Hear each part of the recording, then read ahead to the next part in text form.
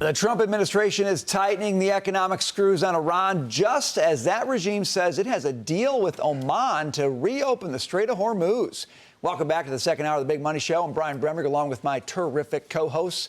And with us for the hour, Fox Business contributor Josh Schaefer. Welcome, sir. Good to be back. Iran and Oman floating a temporary shipping corridor in the strait, agreeing to work together to clear mines and restore safe navigation.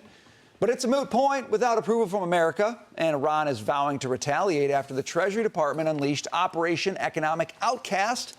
But the big question is, what happens to China? We have known for a very long time who the trading partners are with Iran, and there has been some concern about the extent to which we wanted to enforce things on China. They provide a lot of the support to the Iranian regime, and the fact that we are now discussing directly with China that there will be consequences if that behavior continues demonstrates the seriousness of the president to bring this to an end using economic power. What do you think about this whole Oman-Iran corridor thing? You care about it? Does it matter?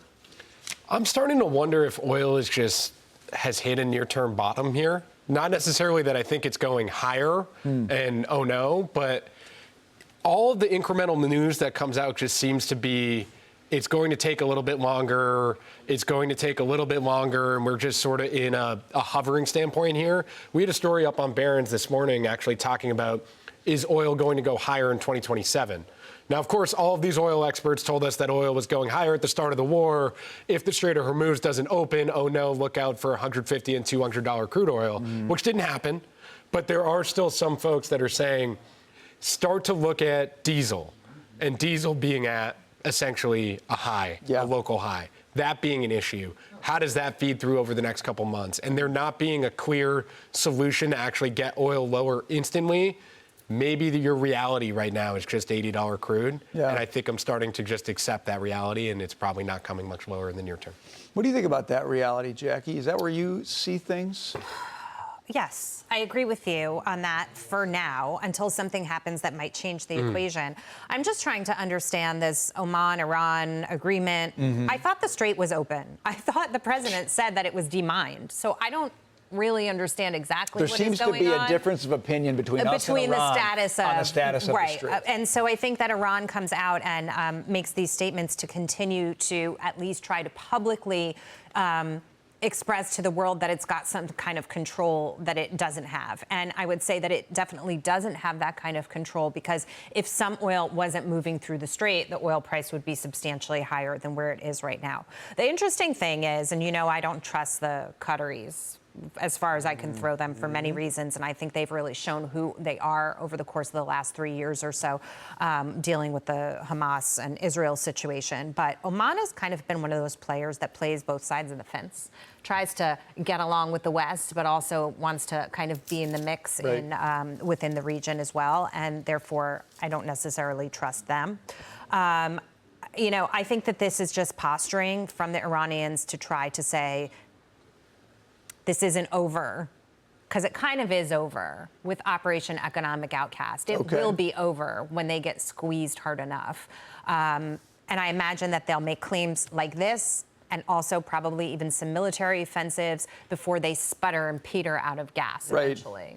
You know, Dagan, I'm thinking about what you said about this is over, and I'm looking at how oil's reacting to all this news about the deal that Oman and Iran are trying to cut. Like, the bottom line is, and you said this last hour, we're blockading the strait so Iranian oil can't get out, and everyone else in the region is finding a way to get their oil outside of the strait. So it's sort of like, who really cares what Iran and Oman do? It doesn't matter that the game has changed and it's not going back. Is that too optimistic about the fact that Iran has lost its biggest leverage? No, it's not too optimistic. Pound sand, Iran, you've got a lot of it. However, that is true. Geologically true. I don't want to dismiss this agreement between potentially Iran and Oman, because there is incredible, as Dan Clifton writes from Strategas, there is incredible political pressure here at home to end this conflict.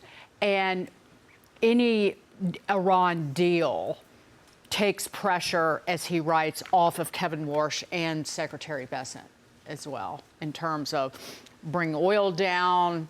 It eases pressure on the Federal Reserve. Lately, that oil has tracked very closely with the odds of an interest rate increase. Expectations for a September rate increase have largely moved with the price of oil in recent months. Here in the United States, the weak polling, particularly for Senate Republicans in Republican states, 80% of voters want out of Iran, regardless of what a deal looks like. And pressure is then also building on the Federal Reserve and the Treasury. So it's all tied in together. I try to keep up with the Secretary of Energy and Chris Wright, what he says. The Strait is open in the sense that oil is flowing through the Strait because of the United States, the blockade, our military, the presence there. I believe at best, Wright said the U.S. military, this was most recent figures from last week, moved 15 million barrels of oil through the Strait of Hormuz, which is 3/4 of the amount, assuming it's not just distillates, but 20 million distillates in oil is pre-war. It's 3/4 of what was moving through. On average, I believe it's in the ballpark of 8 to 9 million. It's still, but that doesn't even include, if you add in, say, the activity, the product moving through pipelines, you were very close, if not at the level of what was coming from the region before the war started. I will also throw in about, it goes back to what I said before, Iran used this weapon. It had one shot, you used it. It's never going to be the weapon, the powerful weapon it was. I'm talking about the Strait of Hormuz. Japan is planning to support the construction of pipelines bypassing the Strait of Hormuz. That just broke on Bloomberg earlier, about a few hours ago. The biggest step would be, rather than if Japan diversifies away from the Middle East oil, which pre-war was more than 90% of its imports. You can buy more from us. Taylor, I haven't got a chart out of you in forever. No pop quizzes, nothing about consumer sentiment. I don't even know what you're doing over there in the corner of this table. But what's going on with the Strait of Hormuz? I don't want to say it doesn't matter, because it does, in terms of the flow of oil and just the broader peace in the world. But if I were to also tell you that in the second quarter, we were in the midst of a full-blown conflict with Iran, and then within that little GDP number we got this morning, that corporate profits, a measure of them, were at a record since we began tracking them since in 1940, you would have told me I was crazy. And I'm not saying that maybe it doesn't matter, but I think it matters a lot less than we thought, because companies and consumers are resilient. A measure of profits in that GDP is now at a record 19.4%. Yes, they're having to raise prices because maybe the price of oil is up, but consumers are still buying. And what are these companies doing with those profits? Maybe the share price is rising, but they're reinvesting. Back here in the U.S., non-residential fixed income investment is now growing at an annualized rate of 8.5% in the middle of a war where oil and exports have been totally shut down. So I think, to me, this just highlights the massive resiliency of this economy, of businesses here to reroute, to figure it out. Yes, they're having to raise prices. Yes, consumers, some of them are feeling the pinch. And we'll talk about that with some of the retailers in a moment, Brian. But I just continue to be surprised that I'm looking at second quarter numbers that are blowing us out of the water. You can be resilient and frustrated, though. You brought up diesel prices earlier, and that has been a super frustrating price in the economy. And you could add gas prices in there as well. You know, I was out in Minnesota paying well over $4 a gallon for gas. You could buy the gas and it doesn't shut you down, but it makes you pretty mad that you're paying more than $4 a gallon. It's the sort of the corporate issues that maybe help stock investors versus the everyday issues. And to Taylor's point, I stare at the market all the time. I love the earnings. I totally get it. Average gallon of gas is back at $4.10. It's just a problem. It's a problem What's for diesel everyday. at? About like five and a half? five. Close to- Diesel's at $5.62. Yeah, so it's more than five and a half. It's basically I mean, at a record high. that kills these guys who are like the service providers, right? You look at where the inflation was last month, it was service providers. These guys are all putting diesel into their trucks, coming out to your house and doing something.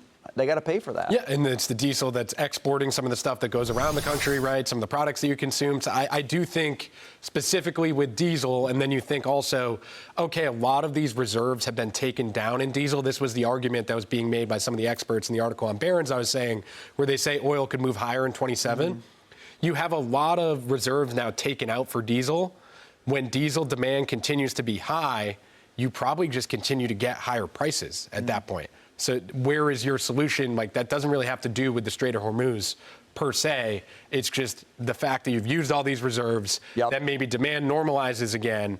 That just Econ 101 sort of gets you to higher prices again. Or at least not lower prices. Right.